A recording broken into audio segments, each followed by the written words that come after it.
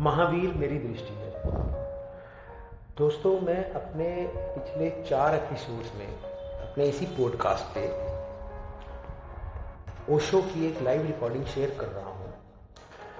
हर बार बताता हूँ कि उसकी क्वालिटी इतनी अच्छी नहीं है, लेकिन फिर भी वो ओशो की लाइव रिकॉर्डिंग है उनकी खुद की आवाज़ में, तो आप ज़रूर सुनें। बहुत ही अच्छी बातें कही हैं उन्होंने।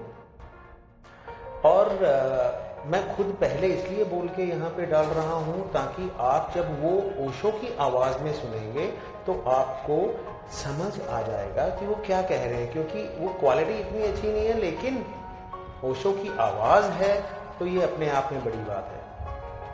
तो बात आगे बढ़ाते हैं महावीर मेरी दृष्टि के 5th पॉडकास्ट में, जिसमें ओशो कहते हैं, मेरी बात ना मालूम कितने तलों पर मेल नहीं खाएगी, मेल खा जाए यही आश्चर्य है। कहीं खा जाए तो वे संयोग की बात है, ना खाना बिल्कुल स्वाभाविक होगा। फिर शास्त्र से मेरी पकड़ नहीं है। महावीर को खोजने का एक ढंग तो ये है कि महावीर के संबंध में जो परंपरा है, जो शास्त्र है, जो शब्द हैं, जो संग्रहित हैं, हम उसमें जाएं और उस सारी परंपरा के गहरे पहाड़ को तोड़ें, खोदें और महावीर को पकड़ें कि कहाँ है महावीर। महावीर को हुए 2500 साल हुए। 2500 सालों में जो भी लिखा गया महावीर के संबंध में, हम उस सब से गुजरे और महावीर तक जाएं। यह शास्त्र के द्वारा जाने का रास्ता है, जैसा कि आमतौर से जाया जाता है। लेकिन मैं मानता हूं कि इस मार्ग से कभी जाया ही नहीं जा सकता है, कि कभी भी जाया नहीं जा सकता है।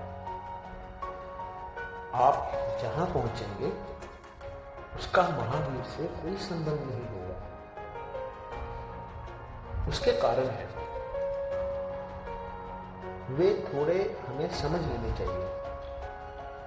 महावीर ने जो अनुभव किया, किसी भी जो अनुभव किया, उसे शब्द में कहना कठिन है। पहली बात, जिसे भी यह कोई गहरा अनुभव हुआ है, वे शब्द की असमर्थता को एकदम तत्काल जान पाता है कि बहुत मुश्किल हो गई है।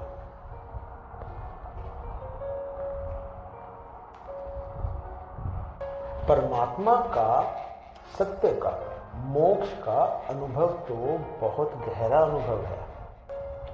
साधारण सा प्रेम का अनुभव भी अगर किसी व्यक्ति को हुआ हो तो वे पाता है कि क्या कहूं, कैसे कहूं। नहीं, शब्द में नहीं कहा जा सकता। प्रेम के संबंध में अक्सर वे लोग बातें करते रहेंगे जिन्हें प्रेम का अनुभव नहीं हुआ है। जो प्रेम के संबंध में बहुत आश्वासन से बातें करता हो, समझ ही लेना कि उसे प्रेम का अनुभव नहीं हुआ है, क्योंकि प्रेम के अनुभव के बाद हेजिटेशन आएगा, आश्वासन नहीं रह जाएगा, बहुत डरेगा। वह चिंतित होगा कि कैसे कहूं, क्या कहूं, कहता हूं तो गड़बड़ हो जाती है सब। जो कहना चाहता हूं वो पीछे छूट जाता है। जो कभी सोचा भी नहीं था वह शब्द से निकल जाता है। जितनी गहरी अनुभूति, शब्द उतने थोथे और व्यर्थ, क्योंकि शब्द हैं सतह पर निर्मित और शब्द हैं उनके द्वारा निर्मित जो सतह पर जिए हैं। अब तक संतों की कोई भाषा विकसित नहीं हो सकी। जो भाषा है वह साधारण जनों की है, और साधारण जनों की भाषा में असाधारण अनुभव को डालना ऐसे ही कठिन है जैसे कि हम संगीत सुने और कोई बहरा आदमी कहे कि संगीत तो मैं सुन नहीं सकता, तो तुम संगीत को पेंट कर दो, चित्र बना दो, तो शायद थोड़ा मैं समझ सकूं। क्या किया जाए संगीत को पेंट करने के लिए? कैसे पेंट करें?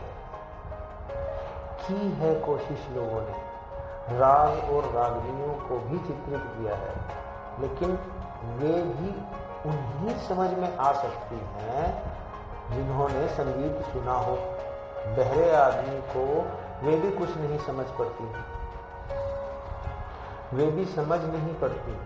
मेघ घिर गए हैं, वर्षा की बूंदें आ गई हैं और मोर नाचने लगे, और एक लड़की है और उसकी साड़ी उड़ी जाती है। वह घर की तरफ भागी चली जाती है, उसके पैर के घूंघर बज रहे हैं। अब किसी राग को किसी ने चित्रित किया है, लेकिन बहरे आदमी ने कभी आकाश के बादलों का गर्जन नहीं सुना, इसलिए चित्र में बादल बिल्कुल शांत ही मालूम पड़ते हैं। उनके गर्जन का कोई सवाल ही नहीं उठता। वे बहरे आदमी ने कभी पैरों में बंधे घूंघर की आवाज नहीं सुनी, तो घूंघर दिख सकते हैं, पर घूंघर से क्या होगा? क्योंकि जो दिखता है घूंघर, वे घूंघर है ही नहीं। जो दिखता है वह दिया है, घूंघर तो कुछ और है जो घटता है। वे जो घूंघर दिखता है वह नहीं है घूंघर। घूंघर तो कुछ और है जो घटता है। जो दिखता है वे और है, घूंघर सुना जाता है, और जो दिखता है और सुना जाने में बड़ा फर्क है। एक चीज दिखाई पड़ रही है, घूंघर पैर में बंधे, लेकिन जिसने भी घूंघर नहीं सुना उसे क्या दिखाई पड़ रहा है? उसे एक चीज दिखाई पड़ रही है जिसका घूंघर से कोई संबंध नहीं है। वह चित्र बिल्कुल मृत है, क्योंकि उस चित्र में ध्वनि का कोई जन्म उस आदमी को नहीं हो सकता जिसने ध्वनि नहीं सुनी। मगर ये भी आसान है, क्योंकि कान और आंख एक ही तल की इंद्रियां हैं। यह इतना कठिन नहीं है तो बिल्कुल ही कठिन, लेकिन फिर भी उतना नहीं है।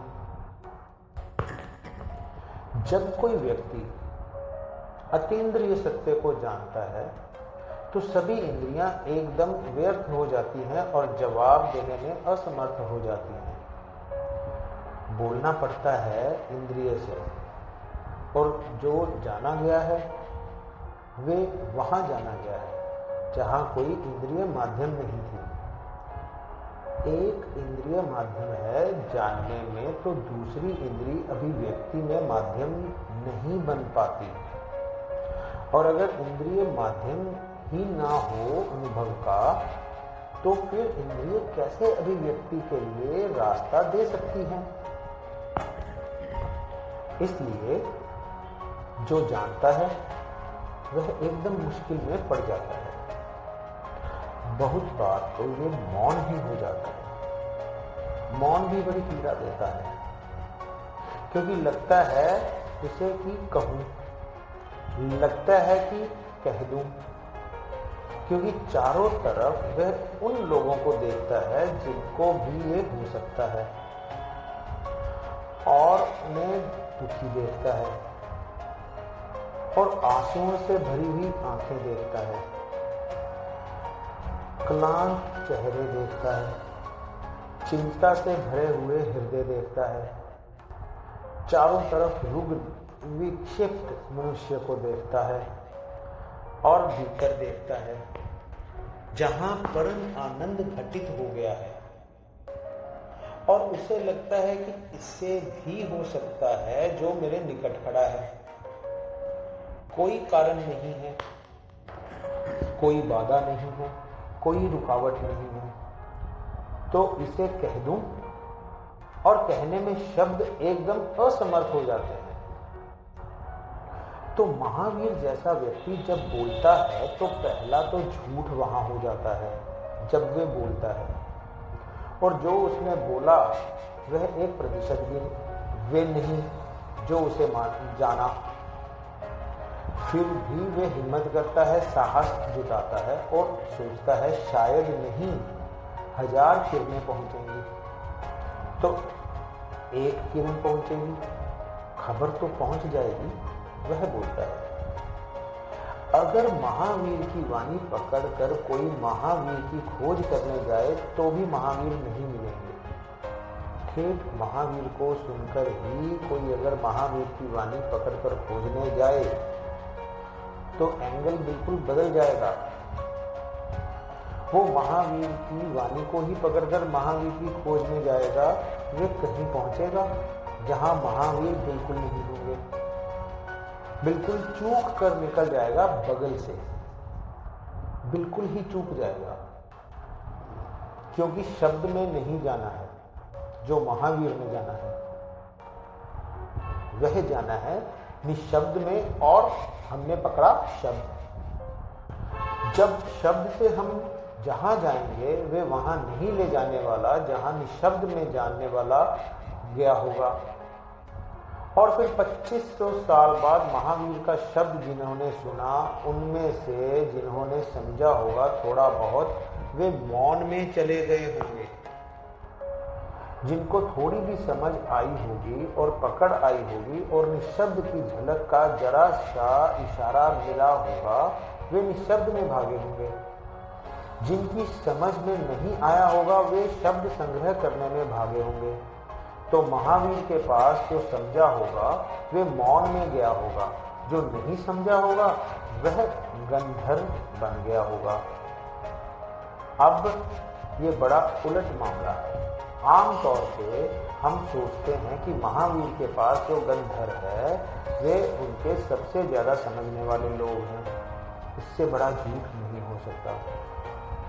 महावीर के पास जो सबसे ज्यादा समझने वाला आदमी होगा वे मौन में चला गया होगा, वे तो गया होगा खोजने वहां, और जो सबसे कम समझने वाला है वह महावीर क्या बोलते हैं उसको दूसरे तक पहुंचाने की व्यवस्था करने में लग गया होगा।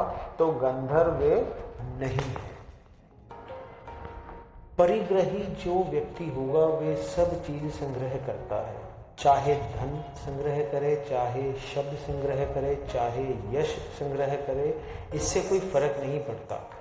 एक परिग्रह की वृत्ति है मनुष्य के भीतर की इकट्ठा कर लो, लेकिन कुछ चीजें ऐसी हैं जिनके इकट्ठे करने में कुछ थोड़ा बहुत अर्थ भी हो सकता है। जैसे कोई धन इकट्ठा करे तो धन इकट्ठा करने में थोड़ा अर्थ हो सकता है, क्योंकि धन परिग्रह की वृत्ति से ही पैदा हुआ है और परिग्रह की वृत्ति का ही वाहन है, और परिग्रह की वृत्ति की ही विनियम की मुद्रा है।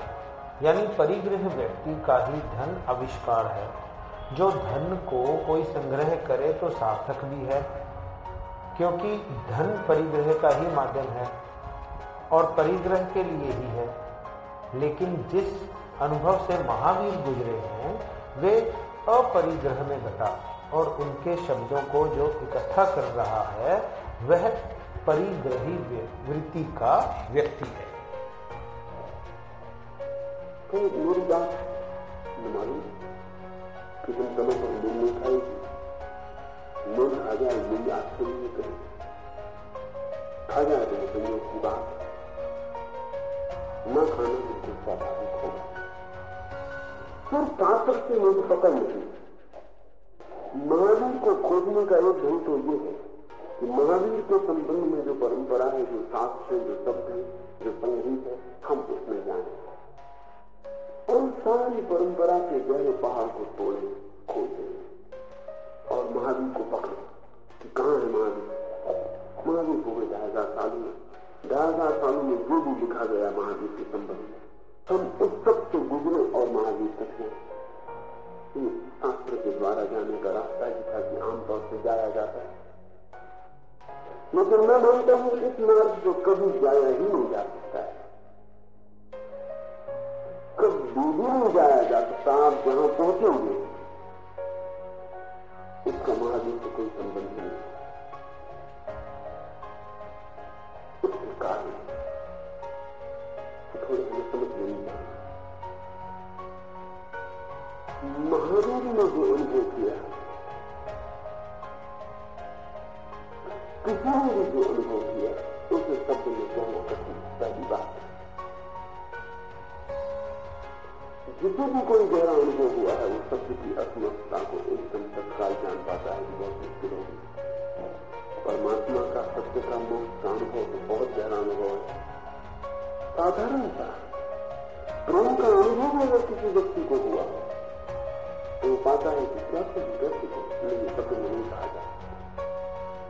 प्रेम के संबंध में अक्सर जो लोग बातें करते रहे जिन्हें प्रेम का अनुभव नहीं हुआ, जो प्रेम के संबंध में बहुत आश्वासन से बातें करता हो, समझ ही नहीं उसे प्रेम का अनुभव नहीं हुआ, क्योंकि प्रेम के अनुभव के बाद हकीकत नहीं आएगा, आश्वासन नहीं रह जाएगा, बहुत डरेगा, वो चिंतित होगा कि कैसे कहूं, क्या कहूं, कहता हूं तो गड़बड़ हो जाती है, तब जो कहना चाहता हूं हकीकत हो जाता।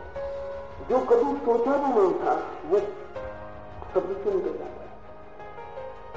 जितनी गहरी अनुभूति शब्द उतने छोटे और व्यर्थ, क्योंकि शब्द ही सतह पर नहीं, और शब्द ही उनके द्वारा निर्मित जो सतह पर किए। अब तक संतों की कोई भाषा विकसित नहीं होती। जो भाषा है वो साधारण जनों की,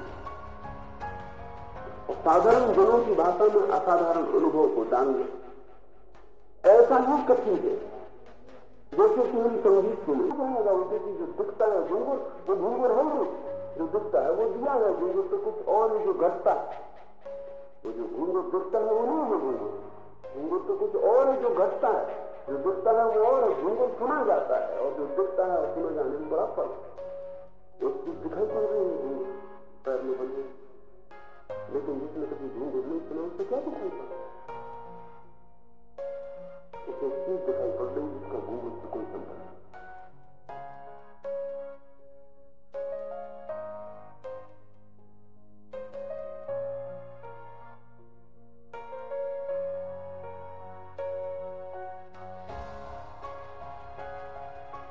वो चित्र बिल्कुल मृत है, क्योंकि उस चित्र से ध्वनि का कोई जरूर सुख आदमी को नहीं हो सकता कि ध्वनि नहीं, मगर ये भी आसान है क्योंकि कान और आंख एक ही चलती नहीं है। ये इतना कठिन नहीं है, तो बिल्कुल ही कठिन, लेकिन फिर भी उतना कठिन नहीं है। जब कोई व्यक्ति अतीन्द्रिय सत्य को जानता है तो सभी इंद्रियां एकदम व्यस्त हो जाती, और जब आप दोनों में बोलना पड़ता है इंद्रिय, और जो जाना गया वो वहां जाना गया जहां कोई इंद्रिय माध्यम नहीं। एक इंद्रिय माध्यम है जानने में, तो दूसरी इंद्रिय अभिव्यक्ति में माध्यम नहीं बन पाती। और अगर इंद्रिय माध्यम में अनुभव का, तो इंद्रिय कैसे अभिव्यक्ति में रास्ता दे? जो जानता है वो एकदम मुश्किल में पड़ता है। बहुत बार तो वो मौन हो जाता है, मौन भी बड़ी पीला देता है, क्योंकि लगता है उसे कि कहूं, लगता है कि कह दूं, क्योंकि चारों तरफ वो नजर से देखता है जिनको भी ये हो सकता है, और उन्हें दुखी देखता है, आंखों से भरी हुई आंखें देखता है, क्लांत चेहरे देखता है, चिंता से भरे हुए हृदय देखता है, चारों तरफ युग में विकसित मनुष्य को देखता है, और भीतर देखता है जहां परमाणु घटित हो गया, और उसे लगता है कि इसे भी हो सकता है जो मेरे निकट खड़ा, कोई कारण नहीं है, कोई बाधा नहीं है, कोई रुकावट नहीं, तो उसे कह दे और कहने शब्द एक समझना पड़ा। तो महावीर जैसा व्यक्ति जब बोलता है तो पहला तो भूत वहां हो जाता है जब वो बोलता है, तो जो उसने बोला वो एक प्रतिशत भी वो नहीं है जो उसने जाना, फिर वो हिम्मत करता है, साहस जुटाता है और सोचता है शायद नहीं 1000 किरण पहुंचेंगे, 1 किरण पहुंचेंगे, खबर तो पहुंचे। वो बोलता है अगर महावीर की वाणी पकड़ के तो महावीर की खोज करने जाते तो महावीर नहीं मिलेंगे। ठेठ महावीर को सुनते ही कोई अगर महावीर की वाणी पकड़ के खोज ले जाए तो एंगल बिल्कुल बदल जाए। जो महावीर की वाणी को ही पकड़ के महावीर की खोज में जाएगा वो कहीं पहुंचेगा जहां महावीर बिल्कुल नहीं होगा, बिल्कुल चूक के निकल जाएगा, बिल्कुल ही चूक जाएगा। क्योंकि शब्द में नहीं जाना है जो महावीर ने जाना, वो जाना है निशब्द में, और हमने पकड़ा शब्द। अब शब्द से हम जहां जाएंगे वो वहां नहीं ले जाने वाला जहां निशब्द में जानने वाला गया। और 2500 साल बाद महावीर का शब्द जिन्होंने सुना उन्हीं के जिन्होंने समझा होगा थोड़ा बहुत, जो मौन में चले गए होंगे, उनको थोड़ी भी समझ आई होगी, पकड़ आई होगी, और निशब्द की झलक का जरा सा इशारा मिला होगा, जो निशब्द में भाग गए, जिनकी समझ में नहीं आया होगा वो शब्द संग्रह करने में भाग गए। तो महावीर के पास जो समझा होगा वो मौन में गया होगा, जो नहीं समझा होगा वो गंधर बन गया होगा।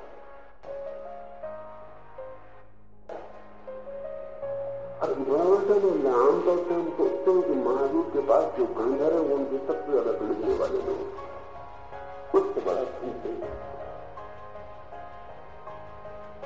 महावीर के पास जो सबसे ज्यादा समझने वाला आजूबा वो तो नाम में चला गया होगा, वो तो गया होगा खोज में वहां, और जो सबसे कम समझने वाला है वो महावीर क्या बोले उसको दूसरों तक पहुंचाने की व्यवस्था करने लगता है। तो गंधर वो नहीं है जो व्यक्ति होगा वो सब चीज संग्रह करता है, चाहे धन संग्रह करे, चाहे शब्द संग्रह करे, चाहे यह संग्रह करे, इससे कोई फर्क नहीं पड़ता। तो एक परिग्रह की वृत्ति है इकट्ठा करना। लेकिन कुछ चीजें ऐसी हैं जिनके इकट्ठे करने में कुछ थोड़ा बहुत अर्थ ही हो सकता है। जैसे कोई धन इकट्ठा करे तो धन इकट्ठा करने में थोड़ा अर्थ हो सकता है, क्योंकि धन परिग्रह की वृत्ति से ही पैदा हुआ है, और परिग्रह की वृत्ति का ही वाहन, और परिग्रह की वृत्ति की ही विनिमय की मुद्रा, परिग्रह व्यक्ति का ही धन आविष्कार। तो धन को कोई संग्रह करे तो सार्थक भी है, क्योंकि धन परिग्रह का ही माध्यम और परिग्रह के लिए ही है। लेकिन जिस अनुभव तो महावीर को जो वो अपरिग्रह में रहता, और उनके शब्दों को जो इकट्ठा कर रहा है वो परिग्रही वृत्ति का व्यक्ति है।